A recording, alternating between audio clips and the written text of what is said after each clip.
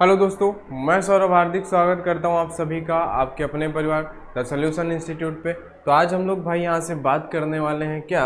आज हम लोग यहाँ से बात करेंगे जो कि हमारे पास क्या होगा, क्लास नंबर जो है हमारे पास आज 10 है। और ये किसकी है? ये हमारे पास फीटर थ्योरी की। किसकी क्लास है ये हमारे पास?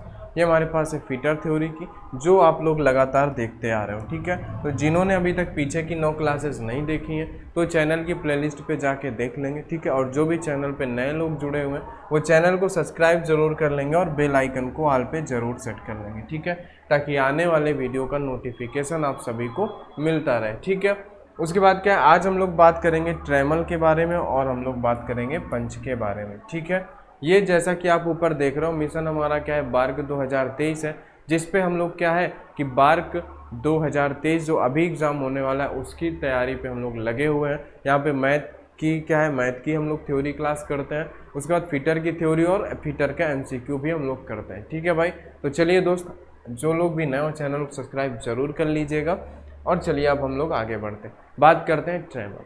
ट्रेमल क्या होता है भाई? ट्रेमल देखो एक मार्किंग टूल्स होता है, तो इसका प्रयोग हमें क्या करते हैं भाई, बड़े साइज में मार्किंग के लिए हम लोग ट्रेमल का प्रयोग करते हैं। कैसे कि देखो, ट्रेमल का प्रयोग क्या होता है, हम लोग बड़े साइज में मार्किंग करने के लिए, यानी कि जैसे हमें अगर मान लो वृत्त ही खींचना है, तो जैसे बड़े व्यास के वृत्त खींचने में या बड़े व्यास बड़े क्या है बड़ी मार्किंग करने में, बड़े साइज की मार्किंग करने के लिए हम लोग इसका प्रयोग करते हैं। ठीक है, ट्रेमल का क्या होता है भाई, बड़े साइज में मार्किंग करने के लिए ट्रेमल का प्रयोग किया जाता है। क्या किया जाता है? बड़े साइज में मार्किंग करने के लिए। किसके लिए? बड़े साइज में मार्किंग करने के लिए। बड़े साइज में मार्किंग करने के लिए क्या किया जाता है? आपको ट्रेमल का प्रयोग किया जाता है। किसका भाई? ट्रेमल का प्रयोग किया जाता है। किसका? ट्रेमल का प्रयोग किया जाता है बड़े साइज में मार्किंग करने के लिए। किसका प्रयोग किया जाता है? बड़े साइज में मार्किंग करने के लिए ट्रेमल का प्रयोग जो है किया जाता है। कैसे? जैसे आपको अगर मान लो कि छोटा बहुत गोला खींचना होता है, आप डिवाइडर से कर लेते हो, लेकिन अगर आपको जब कहीं बड़ा अगर खींचना है, बड़ी मार्किंग करनी है, आप देख रहे हो इसका साइज हमारे पास बड़ा है, हम यहाँ पे इसको एक पॉइंट इसको फिक्स कर सकते हैं, है ना। ये क्या होते हैं? कैलिपर पॉइंट ही लगे होते हैं यहाँ पे, जो अभी आपने पीछे है ना कैलिपर जो आपने पढ़ा हुआ है वही पॉइंट यहीं पे लगे होते हैं। ठीक है, उसके बाद क्या होता है, ये एक यहाँ पे एडजस्टमेंट नट लगा हुआ होता है, जिससे आप इनको क्या कर सकते हो, एडजस्ट कर सकते हो। ठीक है, ये क्या होता है, राउंड सेक्शन बार होता है जो कि घूमता है। ये जो आप बीम, इसी को हम लोग क्या बोलते हैं, बीम बोलते हैं, और इसका साइज हम लोग इसी बीम के आधार पर लेते हैं, है ना। तो ये एडजस्टेबल होते हैं, जो कि क्या होता है, आगे पीछे खिसक सकता है, जिससे आप किसी भी मार्किंग में, किसी भी मेजर में आप इससे क्या कर सकते हो, मार्किंग कर सकते हो, है ना। इसका प्रयोग क्या होता है, बड़े वृत्त खींचने के लिए किया जाता है। किसके लिए किया जाता है भाई? इसका जो प्रयोग किया जाता है, इसका प्रयोग क्या होता है, इसका प्रयोग बड़े वृत्त खींचने के लिए किया जाता है। किसके लिए? बड़े वृत्त खींचने के लिए। इसका प्रयोग बड़े वृत्त खींचने के लिए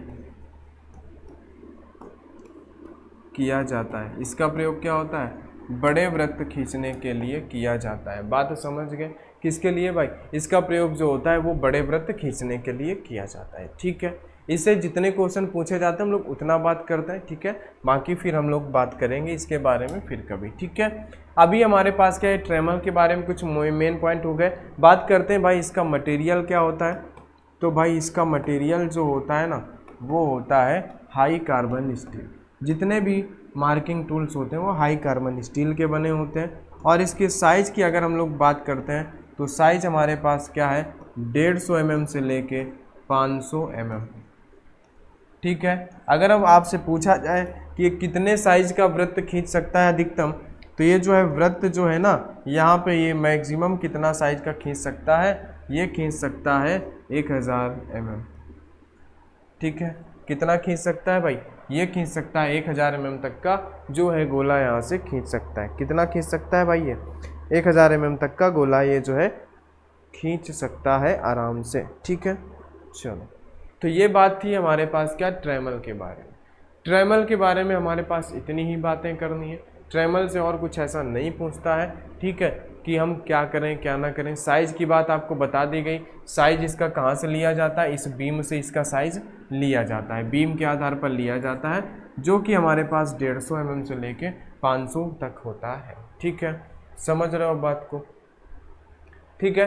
तो चलो इसको देखो, साइज क्या है अधिकतम, देखो 150 से 500 mm होता है, तो अपने से 500 से दोगुना 1000 mm तक का ही खींच पाएगा, है ना। आपको पता है कि भाई अगर ये 500 है, अगर आप पॉइंट को यहाँ पे फिक्स करोगे, अब 500 इसको घुमाओगे तो इसका जो त्रिज्या 500 है, लेकिन जो व्यास बनेगा जाके वो कितना बनेगा, 1000 mm बनेगा। तो अधिकतम 1000 mm व्यास का वृत्त हम लोग इससे खींच सकते हैं। तो ये बात हुई हमारे पास ट्रेमल के बारे में। और ट्रेमल के आप जो भी आने वाले, अभी हम लोग जो प्रैक्टिस सेशन लेके आएंगे मार्किंग टूल्स का, आप देखना ट्रेमल से इससे बाहर क्वेश्चन नहीं जाने वाला, ठीक है। और वो सभी क्वेश्चन जो हम लोग प्रीवियस ईयर ही करते हैं, ठीक है। तो आपको बस सिंपल समझना है। अब हम लोग बात करते हैं यहाँ पे पंच के बारे में। किसके बारे में भाई, पंच के बारे में। पंच देखो होता क्या है ना। पंच देखो होता क्या है कि आपने क्या किया, आपके पास एक मेटल था जिससे आपने क्या किया, स्क्राइबर से ऐसे आपने क्या कर दी, मार्किंग तो कर दी। आपने क्या किया, मार्किंग तो यहाँ पे आपने कर दी, लेकिन इसके बाद क्या होता है, मार्किंग करने के बाद जैसे मान लो कि आप जॉब काट रहे हो, है ना, आप जॉब कट रहे हो, मान लो कि मार्किंग गलती से क्या हुआ, या तो लाइनें आपको ना दिखने लगी या और भी स्क्रैच आ गए, तो इस मार्किंग को स्थायी करने के लिए, इस मार्किंग को स्थायी करने के लिए हम लोग क्या करते हैं भाई, पंच का प्रयोग करते हैं। और पंच के द्वारा जो प्रक्रिया की जाती है उसे हम लोग क्या बोलते हैं, पंचिंग बोलते हैं, ठीक है। इतनी बात समझ गए। तो चलो, यानी कि इसका प्रयोग क्या होता है, मार्किंग को स्थायी करने के लिए, क्या करने के लिए, मार्किंग को स्थायी करने के लिए पंच का प्रयोग जो है किया जाता है। क्या किया जाता है, मार्किंग को स्थायी करने के लिए पंच का प्रयोग करते हैं। क्या करते हैं भाई, मार्किंग को स्थायी करने के लिए, मार्किंग को स्थायी करने के लिए पंच का प्रयोग करते हैं। किसका भाई, स्थायी करने के लिए हम लोग पंच का प्रयोग करते हैं। मार्किंग को स्थायी करने के लिए किसका प्रयोग करते हैं हम लोग, मार्किंग को स्थायी करने के लिए हम लोग पंच का प्रयोग करते हैं। बात समझ गए। इसके बाद पंच की बात हो गई कि हम लोग क्या करते हैं, मार्किंग को स्थायी करने के लिए करते हैं। इतनी बात समझ गए आप। ये एक नॉर्मल सा आपको पंच यहाँ पे दिखाया गया है, ठीक है, समझ रहे हो। इसके बाद क्या होता है, ये बना किसका होता है भाई, तो इसका जो मटेरियल होता है ना, ये किसका बना होता है, हाई कार्बन स्टील का बना होता है। हाई कार्बन स्टील का क्या होता है, हाई कार्बन स्टील का जो है ये बना होता है, ठीक है। इसके अगर हम लोग साइज की बात करते हैं, इसका साइज हमारे पास कितना होता है, कितने लोग हैं जो यहाँ पे इसका साइज बता सकते हैं कि इसका साइज हमारे पास कितना होता है। साइज जो होता है वो हमारे पास 100 से 150 mm का होता है, यानी कि 10 से 15 सेंटीमीटर, 100 से 150 mm। बात समझ गए, ये इसका होता है साइज। तो इतनी बात आपको समझ में आ गई पंच से कि ये जो है पंच जो है मार्किंग को स्थायी करने के लिए और हाई कार्बन स्टील का बना होता है, और इसका साइज हमारे पास ये होता है, ठीक है। तो चलो, तो सबसे पहले हम लोग यहाँ पे बात कर लेते हैं हमारे पास पंच के बारे में, ठीक है। चलो, तो सबसे पहले हम लोग यहाँ पे देख लेते हैं जो यहाँ पे आपको पंच दिख रहा है, ठीक है। क्या दिख रहा है, जो आपको यहाँ पे पंच दिख रहा है जिसे हम लोग बोलते हैं प्रिक पंच। सबसे पहला टाइप है प्रिक पंच, ठीक है। जो यहाँ पे आपको दिख रहा है इसे हम लोग क्या बोलते हैं, इसे हम लोग बोलते हैं भाई प्रिक पंच। तो प्रिक पंच को हम लोग यहाँ से समझ लेते हैं, प्रिक पंच क्या होता है। तो देखो, प्रिक पंच का जो पॉइंट एंगल होता है वो कितना होता है, 30 डिग्री होता है। इसका देखो बारी बारी से समझते चलो, इसका जो पॉइंट का एंगल होगा ना, प्रिक पंच का पॉइंट एंगल कितना होता है, 30 डिग्री होता है। कितना होता है, 30 डिग्री होता है ना। ये जो यहाँ पे पॉइंट एंगल की बात की जाए तो ये कितना होता है, 30 डिग्री होता है ना। इसका जो पॉइंट एंगल होगा प्रिक पंच का वो कितना होगा, 30 डिग्री होगा। और इसके द्वारा क्या करते हैं हम लोग, जो प्रिक पंच होता है इसके द्वारा हम लोग क्या करते हैं, नर्म धातुओं पर मार्किंग करते हैं। क्या करते हैं भाई, इसके द्वारा जो हम लोग करते हैं वो हम लोग क्या करते हैं, नर्म धातुओं पर मार्किंग करते हैं। क्या करते हैं भाई, इसके द्वारा नर्म धातुओं पर मार्किंग करते हैं। कहाँ पे, नर्म धातुओं पर, नर्म धातुओं पर मार्किंग करते हैं। कहाँ पे करते हैं भाई, नर्म धातुओं पर मार्किंग करते हैं। ठीक है, ये बात आपको समझ में आ गई। चलो क्या हो जाएगा, नर्म धातुओं पर मार्किंग करते हैं। उसके बाद इसे हम लोग वेधी पंच भी कहते हैं। क्या कहते हैं इसे हम लोग वेधी पंच भी कहते हैं। क्या कहते हैं, वेधी पंच भी कहते हैं। ये आप याद रखिएगा, ये क्वेश्चन पूछा हुआ है ना। तो इतने सारे पॉइंट आपको पृक पंच से याद रखने हैं, बस आपका काम पृक पंच से हो जाएगा। ठीक है, पृक पंच के बाद हम लोग आते हैं आगे, जो है हमारे पास नेक्स्ट वाला, जिसे हम लोग बोलते हैं डॉट पंच। सेकेंड नंबर हमारे पास क्या है, सेकेंड नंबर है हमारे पास डॉट पंच। ठीक है, तो इसमें भी हम लोग कुछ बातें कर लेते हैं कि भाई डॉट पंच जो होता है, तो सबसे पहले तो इनके पॉइंट एंगल से क्वेश्चन बनता है। तो डॉट पंच का जो है पॉइंट एंगल कितना होता है, डॉट पंच का पॉइंट एंगल जो होता है हमारे पास वो होता है 60 डिग्री। कितना होता है, डॉट पंच का जो हमारे पास पॉइंट एंगल होता है वो होता है 60 डिग्री। कितना डिग्री, 60 डिग्री, यानी डॉट पंच का पॉइंट एंगल कितना होता है, 60 डिग्री होता है। ठीक है, इससे क्या होता है भाई, इससे जो है हम लोग क्या करते हैं भाई, इससे हम लोग साक्षी निशान लगाते हैं, है ना। साक्षी निशान लगाने के काम में आता है। अब ये साक्षी निशान क्या होता है ये तो ज़्यादा जानकारी नहीं है, लेकिन इसमें क्या है हमारे पास, इससे हम लोग साक्षी निशान लगाने में प्रयोग करते हैं। क्या करने में, साक्षी निशान, साक्षी निशान लगाने में प्रयोग करते हैं, साक्षी निशान लगाने में प्रयोग करते हैं।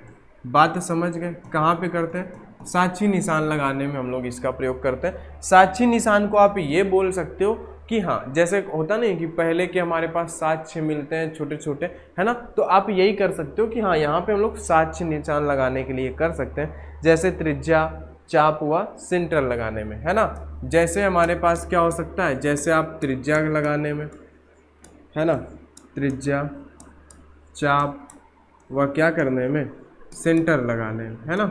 क्या है, त्रिज्या चाप ही लिख लो, सिर्फ यहाँ पे क्या है कि त्रिज्या या फिर चाप लगाने में, है ना।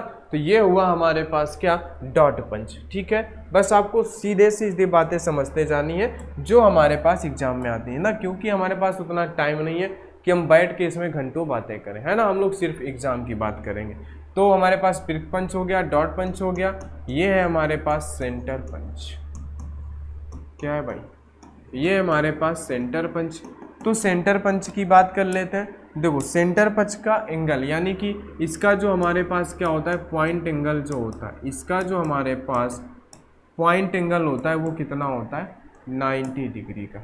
इसका जो पॉइंट एंगल होता है ये हमारे पास कितना होता है, 90 डिग्री का पॉइंट एंगल होता है। बात समझ गए, कितना एंगल होता है, ये जो हमारे पास एंगल होता है वो होता है 90 डिग्री का। बात समझ रहे हो ना, कितने का होता है, 90 डिग्री का पॉइंट एंगल होता है। ठीक है, और आगे बात करते हैं, ये हमारे पास जो सेंटर पंच होता है ना, इसका प्रयोग क्या होता है, इसका योग क्या होता है, ड्रिल होल बनाते समय सेंटर को लोकेट करने में इसका प्रयोग करते हैं। यानी कि ड्रिल होल मतलब क्या, जैसे आपके पास कोई चौकोर जाब है तो इस पर आपको ड्रिल कहाँ लगाना है, उसको लोकेट करने के लिए करते हैं। क्यों, अगर आप ऐसे ड्रिल लगाओगे तो ड्रिल क्या होगा, जैसे ही आप ऑन करोगे ड्रिल मशीन को खिसकेगा, है ना। इसलिए हमें एक खांचा वहाँ पे बनाना होता है। तो क्या करते हैं, इसका प्रयोग हमें क्या है कि ड्रिल होल के सेंटर को लोकेट करने के लिए किया जाता है ना। क्या होता है कि ड्रिल होल बनाते समय क्या करते हैं भाई, कि ड्रिल होल बनाते समय, ड्रिल होल बनाते समय सेंटर को, ड्रिल होल बनाते समय सेंटर को लोकेट करने के लिए किया जाता है। क्या करने के लिए, लोकेट करने के लिए, लोकेट करने के लिए किया जाता है। बात समझ रहे हो, क्या किया जाता है, लोकेट करने के लिए किया जाता है ना। कि क्या है, ड्रिल होल बनाते समय सेंटर को क्या करने के लिए, सेंटर को जो है लोकेट करने के लिए इसका प्रयोग है हम लोग यहाँ पे करते हैं।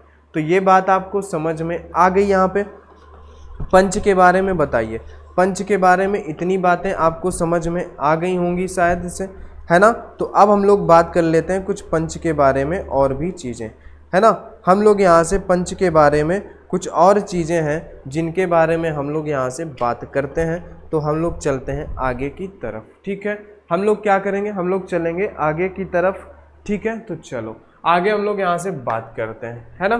चलो ये जो आप देख रहे हो, है ना, ये जो आप देखो पॉइंट एंगल उन्हीं तीन का पूछेगा आपसे। आगे की जो बातें उनसे क्या पूछेगा वो हम लोग यहाँ पे करते हैं, है ना। तो आगे की जो हमारे पास बातें हैं यहाँ पे चौथे नंबर पे, जिसे आप क्या बोलते हो, जिसे आप बोलते हो भाई पिन पंच। क्या बोलते हो, जिसे आप बोलते हो इसे पिन पंच। क्या बोलते हो, इसे आप बोलते हो पिन पंच। तो पिन पंच से क्या चीज़ें पूछी जाती हैं ये बात समझते हैं, है ना। तो देखो पिन पंच में डॉट पंच, प्रिक पंच, सेंटर पंच की तरह पॉइंट नहीं होता है, इसमें एक लंबी सी छड़ होती है। क्या होती है भाई, इस पंच में क्या होता है, नोक नहीं होती बल्कि उसके स्थान पर बेलनाकार पिन होती है ना। इसमें यहाँ पे आप लिखिएगा थोड़ा सा फास्ट, इसमें नोक नहीं होती है ना, क्या होती है, पिन होती है। क्या होती है, पिन होती है, ठीक है। जिसका यूज़ हम लोग क्या करते हैं भाई, जिसका यूज़ फंसे हुए डबटेल या फिर वाशर नट को निकालने के लिए करते हैं। क्या करते हैं, जॉब में फंसे हुए डॉवेल पिन या टेपर पिन को निकालने के लिए करते हैं। जॉब में फंसे डॉवेल पिन वाह, है ना। जैसे कि जॉब में डॉवेल पिन फंस जाता है, वह फिर हमारे पास क्या होता है, टेपर पिन, है ना। जॉब में फंसे डॉवेल पिन व टेपर पिन को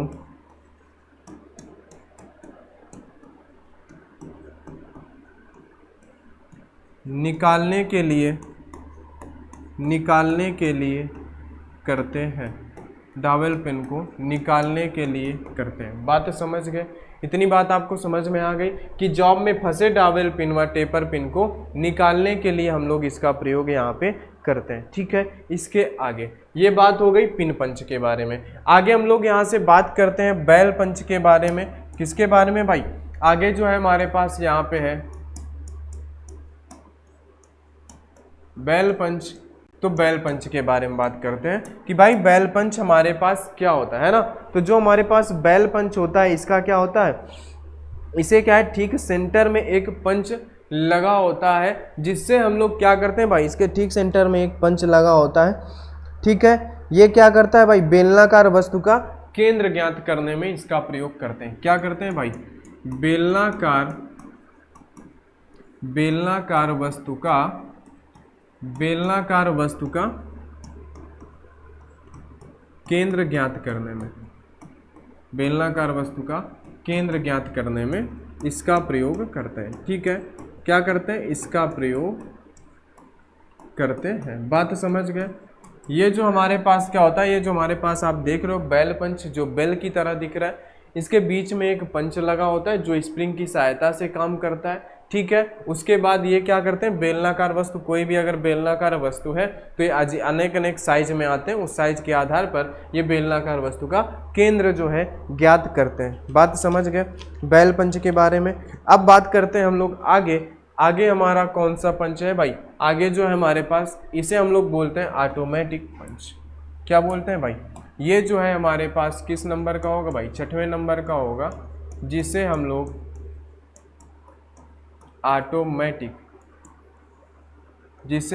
ऑटोमेटिक पंच कहते हैं।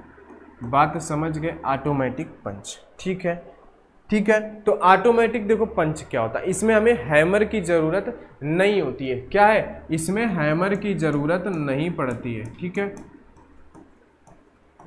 इसमें हैमर का यूज़ नहीं करते। इसमें क्या है, इसमें हैमर का यूज़ नहीं करते हैं। क्यों नहीं करते, क्योंकि इसका जो पिन होता है कि स्प्रिंग के माध्यम से कनेक्ट रहता है, ठीक है। इस पंच का प्रयोग किसी सीट या क्या करते हैं, ठीक है, ऑटोमेटिक जो होता है ना, इसमें हमें हैमर का यूज नहीं करना होता है, ठीक है।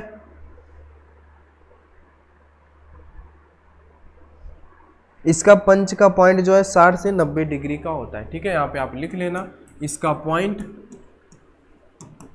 पॉइंट कितना होता है, 60 डिग्री से 90 डिग्री एंगल का होता है, ठीक है। आप ये लिख लेना इसका पॉइंट 60 डिग्री से 90 डिग्री के एंगल का होता है जो ऑटोमेटिक पंच होता है, ठीक है, समझ गए। चलो आगे ऑटोमेटिक पंच के बाद जो है हम लोग यहाँ पे बात कर लेते हैं 6वें नंबर के बाद जो हमारे पास 7वां है सॉलिड पंच।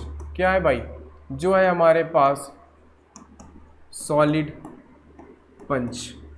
तो सॉलिड पंच के बारे में हम लोग यहाँ से बात कर लेते हैं, है ना भाई।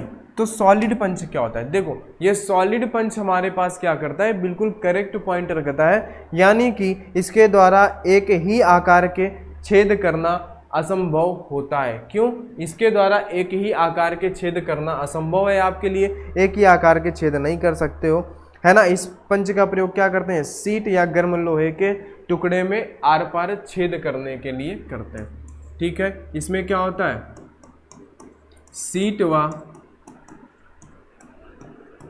गर्म लोहे के टुकड़े में क्या होता है, आर पार छेद करने के लिए करते हैं, आर पार छेद करने के लिए करते हैं।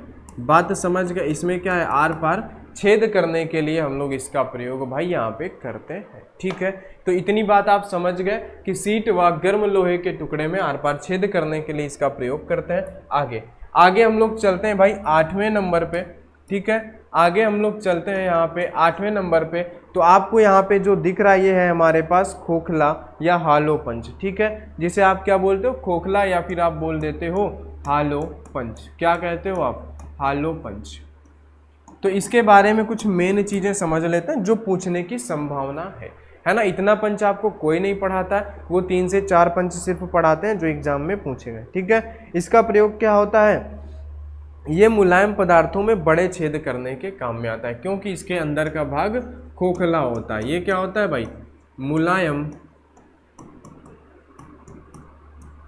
पदार्थों में बड़े छेद करने के काम आता है। ये मुलायम पदार्थों में बड़े छेद करने के काम आता है, ठीक है। ये क्या होता है, ये मुलायम पदार्थों में जो है बड़े छेद करने के काम में आता है, जो हालो पंच होता है, क्योंकि अंदर से खोखला होता है। आप इसको लगा के जैसे हैमर मारते हो तो वो मटेरियल यहाँ से बाहर निकल जाता है, ठीक है। आगे हम लोग बात करते हैं जो हमारे पास 9वें नंबर पे है, इसके बारे में भी समझ लेते हैं। हमारे पास क्या है, जिसे हम लोग बोलते हैं वैड पंच। क्या बोलते हैं भाई, जिसे हम लोग बोलते हैं वैड पंच। तो वैड पंच के बारे में हम लोग एक आध मेन पॉइंट देख लेते हैं जो आपके एग्जाम में पूछे जाएंगे, ठीक है। हम लोग एग्जाम भी उसे बातें कर रहे हैं, सीधी सी बात है ना। तो ये क्या होता है भाई, इसे हम लोग क्या करते हैं भाई, पुश रॉड की सहायता, इसका उपयोग क्या है, बड़े व्यास वाले छिद्रों में किया जाता है। इसका प्रयोग क्या होता है भाई, बड़े व्यास वाले छिद्रों में किया जाता है। कहाँ किया जाता है, बड़े व्यास वाले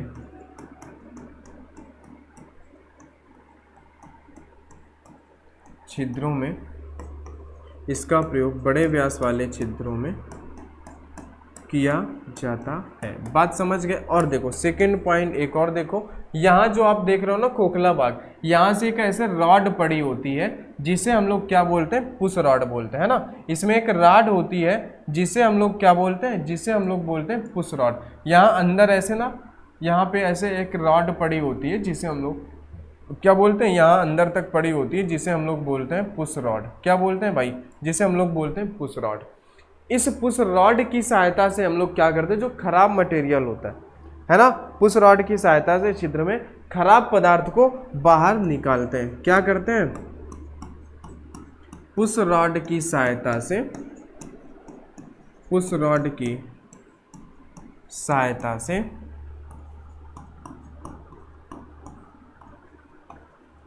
खराब मटेरियल, पुश रॉड की सहायता से खराब मटेरियल छिद्र से बाहर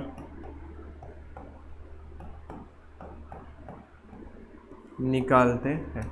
क्या करते हैं? छिद्र से बाहर निकालते हैं। ठीक है, ये बात हो गई आपके पास क्या, जिसे आप लोग बोलते हो वेड पंच। ठीक है, आखिरी पंच है, 10वां नंबर है हमारे पास, नंबर पंच।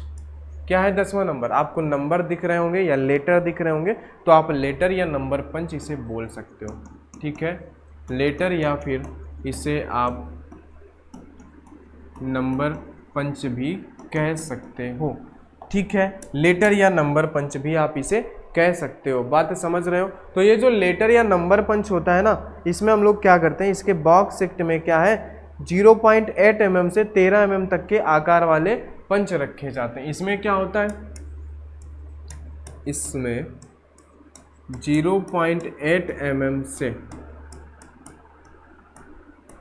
13 mm तक आकार वाले पंच रखे जाते हैं। आकार वाले पंच रखे जाते हैं। बात समझ गए?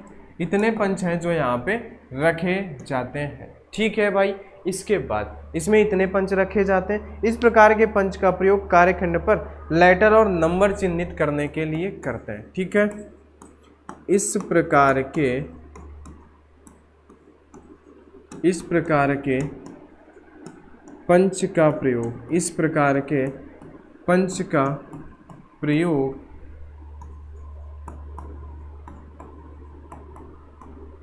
कार्यखंड पर लेटर या नंबर लिखने के काम आते हैं। नंबर लिखने के काम आते हैं। नंबर लिखने के काम आते हैं। कैसे नंबर लिखने के काम जो है आते हैं? बात समझ गए? तो भाई नंबर लिखने के काम कैसे, देखो यहाँ पे आप देख रहे हो ना, ए से लेके जेड तक सारे नंबर होते हैं। ऊपर जो है ये देखो 0 से लेके 8 9 तक के पूरे नंबर है, जिससे आप 7 से 8 9 पूरे नंबर हैं, जिससे आप यूज कर सकते हो, है ना। 9वां नंबर इसलिए नहीं दिया गया क्योंकि आप 6 को ही 9 बना के यूज कर सकते हो, है ना। क्या है, 6 को ही 9 बना के आप यूज कर सकते हो। तो ये होता है आपके पास लेटर पंच, जिससे आप नाम भी लिख सकते हो। ठीक है, अब बताओ, अब बात करते हैं हम लोग कुछ मेन पॉइंट के बारे में, जो कि हमारे पास है डॉट पंच और सेंटर पंच के बारे में। जो कि हमारे पास है डॉट पंच और एक तरफ हम लोग क्या बात करेंगे, सेंटर पंच के बारे में। डॉट पंच या फिर हम लोग बात कर लेते हैं सेंटर पंच के बारे में। ठीक है भाई, डॉट पंच या फिर सेंटर पंच। ठीक है, चलो इसको जाने दो, छोड़। तो हम लोग यहाँ से क्या करते हैं, यहाँ पे जो हमारे पास हमने लिखा था डॉट पंच, एक था हमारे पास यहाँ पे सेंटर पंच, है ना। बिल्कुल देखो, आपको आराम से बताया जा रहा है, बिना किसी बात को घसीटे हुए, बिना टाइम को गवाए हुए, है ना। तो आप लोग भाई सपोर्ट करते रहिएगा चैनल को। डॉट पंच क्या है, इसका बिंदु क्या होता है, 60 अंश का होता है। इसका क्या है, इसका जो आपके पास पॉइंट एंगल होता है कितना होता है, 60 डिग्री का। और सेंटर पंच का, इसका जो है पॉइंट एंगल कितना होता है, सभी लोग बोलते चलेंगे, इसका पॉइंट एंगल होता है 90 डिग्री। समझ गए, पहला डिफरेंस, है ना। ये आपसे पूछता है इसलिए है ना, 60 डिग्री 90 डिग्री। इसके बाद ये क्या होता है कि यह जो सेंटर पंच होता है ये क्या होता है, हल्का होता है। ये क्या होता है, ये जो होता है हल्का होता है।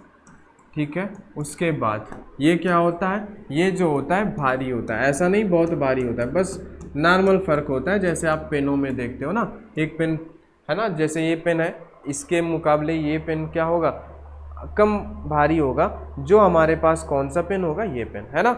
इस पेन के मुकाबले ये कम भारी होगा, बस इतना सा हल्का सा अंतर होता है। ठीक है, समझ रहे हो। इसके बाद क्या होता है, ये क्या करता है, ये त्रिज्या चाप खींचने के काम आता है। ये क्या काम आता है भाई, ये जो है त्रिज्या या चाप खींचने के काम में आता है। त्रिज्या या चाप खींचने के काम आता है। त्रिज्या या चाप खींचने के काम आता है, त्रिज्या या चाप खींचने के काम आता है। और इधर का जो होता है ये क्या करने के काम आता है भाई, ये जो है सेंटर लोकेट करने के काम में आता है, सेंटर लोकेट करने में। ठीक है भाई, तो ये थी आपके पास पंच की पूरी कहानी और ट्रेमल की, है ना। तो उम्मीद है आपको सारी चीज़ें समझ में आई होंगी। हमने यहाँ पे बिना किसी बात को दोहराए हुए, बिना किसी बात को लंबा घसीटे हुए आराम से हमने यहाँ पे सारा टॉपिक कवर कर लिया। ठीक है भाई, तो चलिए दोस्त, आज की क्लास में इतना ही। अब हम लोग मिलते हैं नए टॉपिक में, नए वीडियो में। ठीक है दोस्त, तो तब तक के लिए सभी को बहुत बहुत धन्यवाद। तो अभी तक जिन्होंने चैनल को सब्सक्राइब नहीं करना है तो प्लीज़ वो लोग चैनल को सब्सक्राइब कर लेंगे, ठीक है, और हमारे साथ जुड़ जाएंगे। ठीक है दोस्त, तो चलिए दोस्त, मिलते हैं हम लोग नेक्स्ट वीडियो में। तब तक के लिए सभी का बहुत बहुत धन्यवाद।